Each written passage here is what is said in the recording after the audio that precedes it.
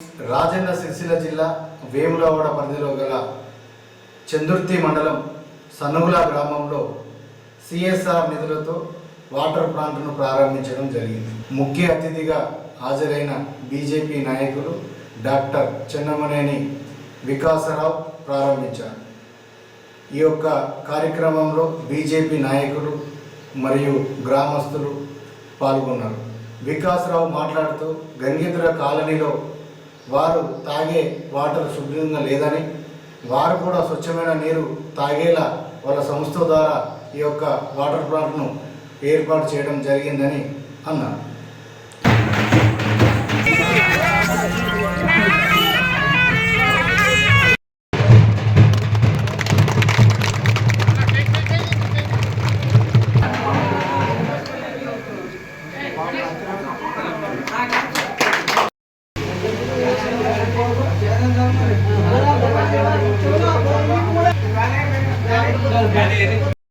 అన్ని రకాల సేవలతో వారు ముందుకెళ్తున్నారు.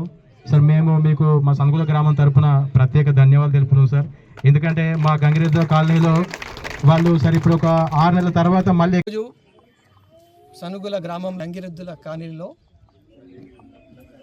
సిఎస్ఆర్ నిధుల ద్వారా ప్రతిభా ఫౌండేషన్ సహకారంతో వారికి శుద్ధ జల ప్లాంట్ ఇవ్వడం జరుగుతుంది.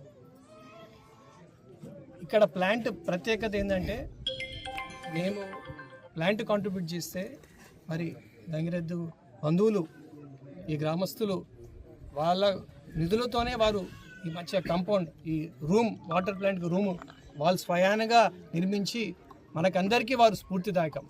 పబ్లిక్ ప్రైవేట్ పార్ట్నర్షిప్, ప్రజల భాగస్వామ్యానికి ఇది ఈరోజు సనుకుల గ్రామంలో గంగిరెద్దున కాలనీ వారు నిదర్శనం. పబ్లిక్ పార్ట్నర్షిప్, ప్రజల భాగస్వామ్యం, ఇలాంటి స్ఫూర్తి అన్ని గ్రామాలకు వెళ్ళాలి.